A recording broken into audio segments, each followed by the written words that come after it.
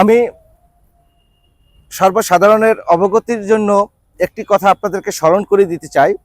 বন্যা কবলিত যে অঞ্চলগুলো রয়েছে সেখানে এখন পানিটা আস্তে আস্তে কমের দিকে যাচ্ছে। এই মুহূর্তে বিভিন্ন প্রকারের পানিবাহিত রোগ এবং চর্মজনিত বিভিন্ন প্রকার রোগের প্রাদুর্ভাব দেখা দেবে এবং সেগুলো ছড়িয়ে পড়ার সম্ভাবনা থাকবে।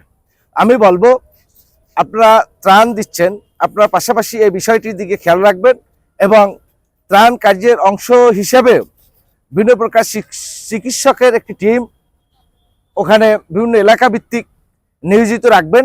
পাশাপাশি তাদের জন্য ওষুধের ব্যবস্থা করবেন। চর্মজনিত বিভিন্ন সমস্যার ওষুধ এবং পেটে পীড়াজনিত ডায়রিয়া, কলেরা, আমাশয় বিভিন্ন রোগের চিকিৎসার জন্য যে ওষুধ, সেই ব্যবস্থাটাও আপনারা ত্রাণ কার্যের ভিতরে রাখবেন। এটা অত্যন্ত জরুরি হয়ে পড়েছে। এই বিষয়টির দিকে সকলের দৃষ্টি রাখার জন্য আমি অনুরোধ করছি। ধন্যবাদ।